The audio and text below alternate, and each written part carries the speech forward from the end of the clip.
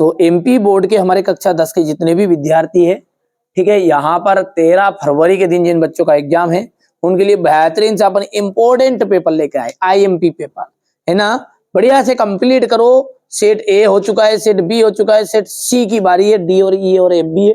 बाद में वीडियो देख रहे हो तब तक तो डल चुका होगा पूरा सॉल्यूशन के साथ, ठीक है। यहाँ से देखिए इसमें 3 से अधिक आ जाएगा। यदि हम इसकी बात करें तो ऐसी कंडीशन जो रहती है ना उसके कोई भी हल नहीं होता है। यदि ऐसी स्थिति रहेगी तो आदित्य हल रहेगा, और तीनों चीजें बराबर होगी तो अनंत अनेक हल होंगे। और सूर्य का जो उन्नयन कोण है, एक व्यक्ति की जो छाया है उसकी ऊंचाई की 20 करनी 3 गुना है, ठीक है। तो उस समय उसके उन्नयन कोण कितना होगा, तो 30 डिग्री होने वाला है। यहां पर आगे बात करेंगे अपन।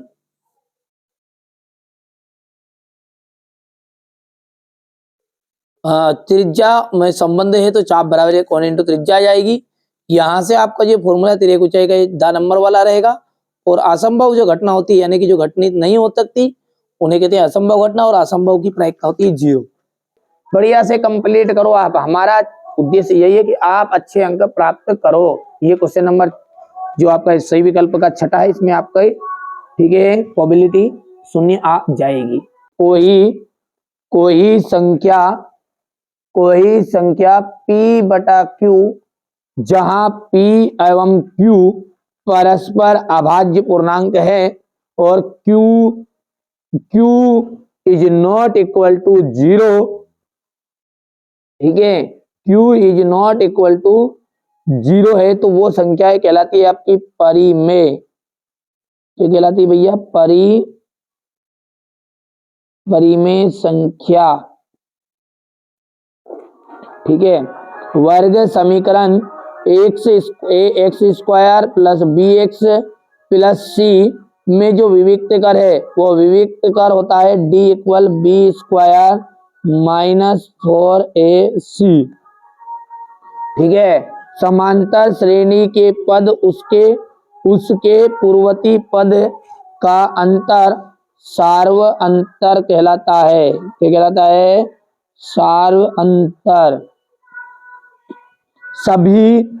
सभी समबाहु त्रिभुज समरूप होते हैं। समबाहु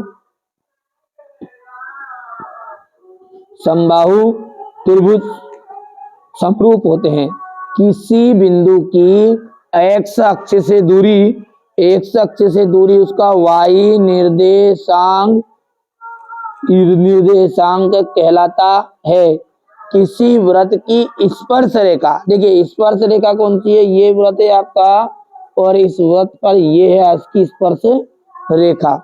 ये स्पर्श रेखा उसे केवल और केवल कितने बिंदुओं पर काट सकती है? 1। तो यहां पर अपन लिख सकते हैं केवल 1,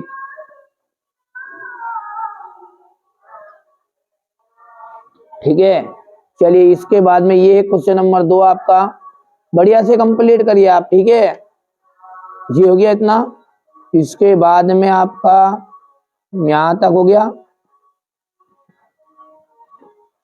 धन पूर्णांक होती है प्राकृत संख्याएं, क्योंकि पूर्णांक में ऋण भी होते हैं, और 1 2 3 से गिनती शुरू होने वाली संख्याओं को हम प्राकृत कहते हैं। विविक्तकर ऋणात्मक होता है, तो जो मूल होते हैं ना वो अधिक अल्पित होते हैं, यानी काल्पनिक होते हैं। A2 इक्वल है 13 और A4 है 3, तो सार्वंतर क्या निकलेगा? तो यहां पर से देखो A2 को हम लिख सकते हैं A प्लस 1D इक्वल 13, समीकरण नंबर 1। और A4 है तो A प्लस 3D इक्वल 3, समीकरण नंबर 2। प्लस था माइनस, प्लस था माइनस, प्लस था माइनस, कैंसिल, और यहाँ पर माइनस का 2D आ जाएगा, और यहाँ पर जाएगा 10, तो D इक्वल आ जाएगा माइनस का 5। देखो ध्यान से समझो आप, तो है ना। तो ये हो गया आपका third number. Sec square theta minus 1, sec square theta का जो सॉल्यूशन होता है ना वो होता है टेन स्क्वायर, ठीक है, सर्व समी का है। लेकिन करनी जो है घात 2 वाली कट जाएगी स्क्वायर से, तो ये आपका हो जाएगा, ठीक है, sine square theta plus cos square theta. इसका जो मान होता है वो होता है 1। 1 प्लस टेन स्क्वायर है बटा 1 प्लस कोट स्क्वायर है, इसका टेन स्क्वायर है होता है। अब इसको अपन सोल्व करेंगे तो कैसे करेंगे, थोड़ा सा अपन इसको थोड़ा सा कर लेते हैं ना आगे। कैसे करेंगे, 1 प्लस साइन स्क्वायर ए अपॉन कोस स्क्वायर ए, और ये पूरे बटे में जाएगा 1 प्लस कोस स्क्वायर ए बटा साइन स्क्वायर ए। अब जब इसको और आगे जब आप बढ़ाओगे तो ये हो जाएगा आपका कोस स्क्वायर, ठीक है, कोस स्क्वायर ए प्लस साइन स्क्वायर ए, और ये बटे में आपका ये वापस कोस स्क्वायर ए, ठीक है। बट्टा में कितना जाएगा, साइन स्क्वायर ए प्लस कोस स्क्वायर ए, ठीक है, ये बटे में जाएगा आपका साइन स्क्वायर ए। अब इसका तो देखिए वन मान हो गया, तो ये हो गया 1 बटा कोस स्क्वायर ए, पूरा बटी में कितना है, इसका भी मान 1 हो गया, 1 अपॉन साइन स्क्वायर ए। इसका इक्वल कितना हो गया, देखिए अब इसको जो पलटी करोगे ना तो ये हो जाएगा 1 बटा कोस स्क्वायर ए इंटू ऊपर चला जाएगा साइन स्क्वायर ए और बटे में 1, और आंसर जो निकलेगा साइन बटा कोस का वो आ जाएगा टेन स्क्वायर ए, ठीक है। यहां से आप देखिए इस तरह से आपको अच्छे सॉल्व करना है। बाकी सारे सवालों का सॉल्यूशन भी मैं आपको प्रोवाइड करूंगा, आप तो केवल और केवल अच्छे से तैयारी करो, ठीक है भैया।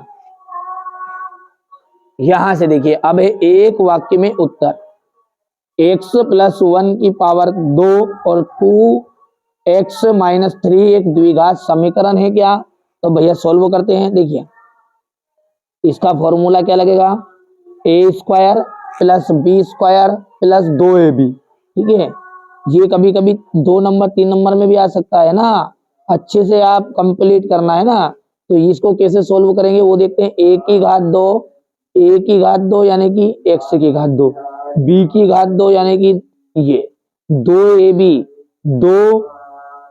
2 इंटू a का मान कितना हो जाएगा x, और इंटू b यानी कि 1, बराबरी पे अंदर जैसे गुना करोगे 2 का तो 2x माइनस 6, आगे जब सोल्व करोगे तो ये हो जाएगा आपका x square plus 1 plus 2x बराबरी पे 2x माइनस 6। अब देखिए 2x से कैंसिल है, 6 को जब इधर लेके आओगे तो ये बन जाएगा आपका एक्स स्क्वायर प्लस 7 इक्वल 0, और जिसमें भी घात 2 रहे वो आपका द्विघात समीकरण है, तो यहाँ पर इसका सॉल्यूशन निकल कर आएगा हाँ, ठीक है। बिंदु x1 और कोमा y1 एवं x2 और y2 के मध्य बिंदु निर्देशांक कहलाते हैं। मध्य बिंदु किसे कहते हैं, दोनों को जोड़ लो, बटे में 2 का भाग दो, कोमा करके y1 प्लस y2 बटे में 2, ठीक है भैया। थेल्स प्रमेय का कथन लिखिए। थेल्स प्रमेय का कथन ये होता है, कोई भी त्रिभुज की एक भुजा की समांतर खींची गई जो रेखा होती है वो अन्य 2 भुजाओं को जिस बिंदु पर प्रतिच्छेद करती है उन्हें वह समान अनुपात में विभाजित कर देती है। इसी को अपन कहते हैं थेल्स प्रमेय। तो ये आप लिख लीजिएगा। दृष्टि रेखा की परिभाषा क्या है, ये तो छोटी तो लिख देता हूं मैं यहाँ पर। देखिए वस्तु और हमारी आंख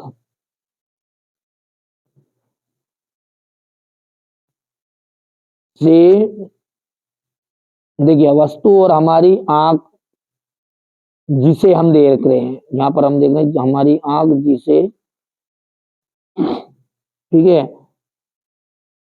इसे लिख दो, वस्तु और हमारी आंख से जाने वाली रेखा, शॉर्टकट में इतना लिख सकते हो, और ये सब और डिटेल लिखो तो ऐसा लिख देगा कि हमारी आंख से जाने वाली रेखा जिस वस्तु को हम देख रहे हैं उसे मिलाने वाली रेखा को दृष्टि रेखा कहते हैं। किसी वृत्त की कितनी स्पर्श रेखाएं खींची जा सकती है, तो देखिए कोई भी यदि वृत्त है और उस वृत्त पर कितनी स्पर्श रेखाएं खींची जा सकती है? तो देखिए एक बिंदु पर तो केवल एक, बाकी आप अनंत स्पर्श रेखाएं खींच सकते हैं। कितनी रेखाएं? अनंत।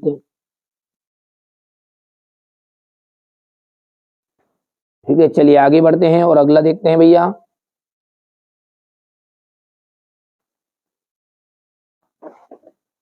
एक शंकु अपने समान ऊंचाई और एवं त्रिज्या आर वाले बेलन पर रखा है तो संयुक्त वक्र पृष्ठीय क्षेत्रफल होगा।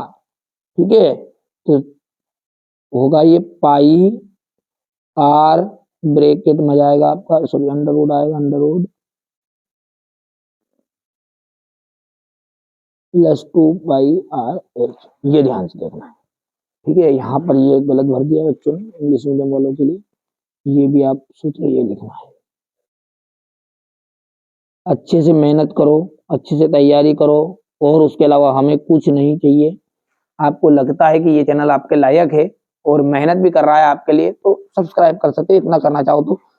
यदि त्रिभुज की संगत भुजाएं अनुपातिक हो तो त्रिभुज समरूप होते हैं। ठीक है, यदि त्रिभुज की संगत भुजाएं अनुपातिक हो तो त्रिभुज कैसे होते हैं?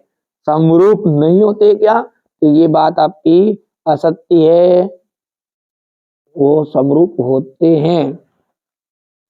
3,0 एवं 0,4 के बीच की दूरी जो होती है 5 इकाई है। 5 इकाई दोनों के बीच की दूरी। तो ये अपन इसको जब सोल्व करेंगे ना, तो इसको सोल्व कैसे करेंगे, यहां पर अपन थोड़ा सा इसे समझते हैं। देखिए फॉर्मूला क्या है आपका, x2 0 3 की घात 2 हो जाएगी, प्लस y2 यानी कि 0 और 0, सॉरी हाँ ये आ जाएगा, 3 0 हो गया। अब ये 4 और 0 आ जाएगा, ये आ जाएगा 4 + 0 की पावर 2, और कितना आ जाएगा, 3 क्या हो गया 9 + 4 चौक हो गया 16। देखना ध्यान से आप, क्योंकि 0 का कोई वैल्यू नहीं है। और 25 आ जाएगा, और 25 जो है वो 5 के रूप में बाहर निकल भी जाएगा, इसलिए यहाँ पर इसकी 5 इकाई उसके बिंदुओं के बीच की दूरी निकलेगी, और जो कि सत्य रहेगी, एकदम राइट है। लघु वृत्त खंड का क्षेत्रफल इक्वल होता है संगत त्रिज्य खंड का क्षेत्रफल और माइनस संगत त्रिभुज का क्षेत्रफल। ठीक है, तो ये जो है आपका, ये एकदम राइट रहेगा। क्यों रहेगा राइट, उसके कारण देख लीजिएगा। क्योंकि संगत लघु वृत्त खंड किसे कहते हैं, थोड़ा सा समझेंगे। देखिए मेरा जो उद्देश्य है वो बेसिक कॉन्सेप्ट को क्लियर करना है। ये हो गया, और ये त्रिभुज है ये। ठीक है, तो हम कहेंगे त्रिज्य खंड का क्षेत्रफल। कौन है त्रिज्य खंड का क्षेत्रफल, ये पूरा त्रिज्य खंड है, और इसमें से मैंने ये जो हिस्सा इधर इधर बना दिया, ये अब पोत रहा हूँ, ये हो गया त्रिभुज। ठीक है, तो ये छायांकित भाग है, तो ये वृत्तखंड है, सॉरी ये वृत्तखंड है। और वृत्तखंड कैसे निकलता है, पूरे में से ये जो बीच का हिस्सा है त्रिभुज वाला, इसको हटा दो, और ये कर रहा है वो, तो ये बिल्कुल आपका सत्य रहेगा। किसी बारंबारता बटन में किसी वर्ग की संचयी बारंबारता उस वर्ग से पहले वाले वर्गों की बारंबारता का योग होती है। तो ये आपका बिल्कुल राइट बात है, ये भी ठीक है भैया, ये भी क्या रहेगा आपकी एकदम राइट बात रहेगी। आप तो अच्छे से मेहनत करो, अच्छे से तैयारी करो। ठीक है, तो ये आपका हो गया है सत्य, तो इसको भी अपन लिख देते हैं। एक पासे को फेंकने पर उसके फलक पर 7 आने की प्रायिकता ज्ञात 0 होती है। क्योंकि पासे में जो होता है ना, वो कितने अंक होते हैं, पासे में 6 अंक होते हैं ना, और ये 7 नहीं आ सकता। तो जो भी असंभव घटना है उसकी प्रायिकता सदैव और सदैव 0 ही होती है। तो ये भी आपका राइट रहेगा। अब हमारे इंग्लिश मीडियम वाले बच्चे जो है वो बढ़िया से इसको कवर कर लेंगे। ठीक है, ठीक है, चलिए इसके बाद में आपका अगला देखिएगा।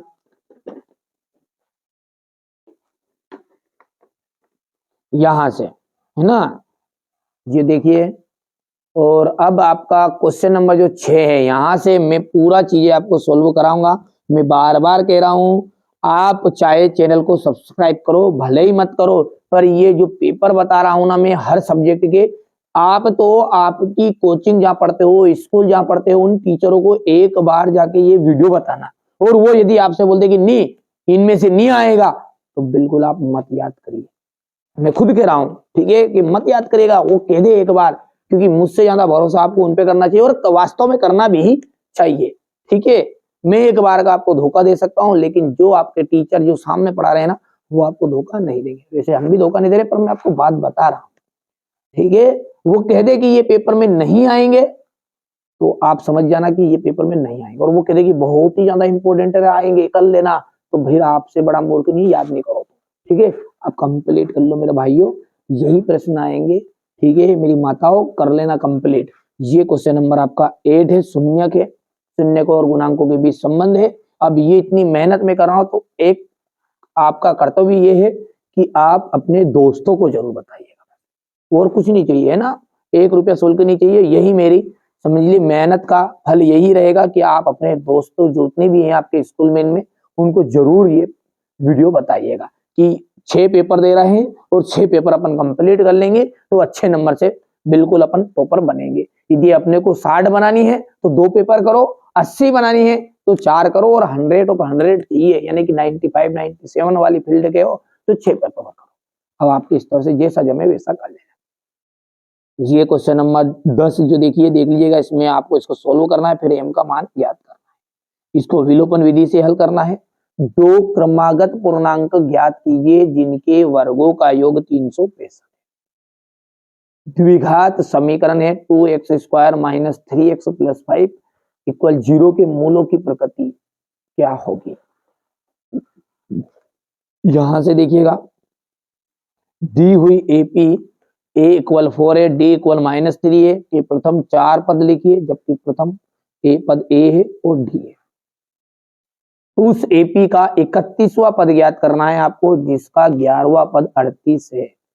चलिए इसके बाद में यहां से क्वेश्चन नंबर 18 है आपका, ये देखिए। ठीक है, यहां से हो गया। इसके बाद हमारे इंग्लिश मीडियम वाले बच्चे लेंगे, ये बढ़िया से आपको कंप्लीट करो। मैं वाई का वहां मान ज्ञात कीजिए जिसके लिए बिंदु P, ठीक है, P2 -3 और Q है जो 10, y के लिए बिंदु बीच की दूरी का मात्रक 10 है। ठीक है, यदि कोण A और कोण B न्यून कोण है, तो cos A equal cos B का मान आपको ज्ञात करना है। यहां से आपको बढ़िया से देखिए, ये रहा आपका क्वेश्चन नंबर 15 का। अथवा बढ़िया से करिए ना, ये सारे सॉल्यूशन कहाँ मिलेंगे आपको, इसी चैनल पर मिलेंगे। अभी जैसे ही ये पेपर खत्म होगा ना, उसके 1 दिन बाद से अपन सॉल्यूशन देखेंगे, है ना। अपन 6 पेपर को देख रहे हैं और 3 दिन में 1 पेपर का अपना टारगेट है। उस टारगेट को पूरा करने के लिए अपन 18 दिन तक मेहनत करेंगे, बिल्कुल। ठीक है, तो 18 दिन में आपका 6 पेपर याद हो जाएगा, क्योंकि 3 दिन में 1 पेपर करेंगे, है ना। चाहे वो विज्ञान का हो, सामाजिक विज्ञान का हो, हिंदी का हो, कोई से सब्जेक्ट हो, आप तो कर बढ़िया से कर लेना, है ना। ये देखिए हो गया इतना। इसके बाद में ये हो गया क्वेश्चन नंबर 18। इसके बाद में यहां से देखिएगा क्वेश्चन नंबर 19, ये इसका अथवा है। एक वृत्त के चतुर्थांश का क्षेत्रफल ज्ञात कीजिए जिसकी परिधि जो है 22 सेंटीमीटर है। ठीक है, त्रिज्या 21 सेंटीमीटर वाले वृत्त का एक चाप पर केंद्र पर कितने डिग्री का कोण बनाता है, तो 60 डिग्री का कोण अंतरित करता है। तो चाप की लंबाई ज्ञात कीजिए। ठीक है, यहां से आप देख सकते हैं, ये क्वेश्चन नंबर आपका 20 का अथवा हो गया है। ये देखिएगा, मीना जो है 2000 रुपये निकलाने के लिए बैंक में गई, क्वेश्चन नंबर 21 हो गया आपका।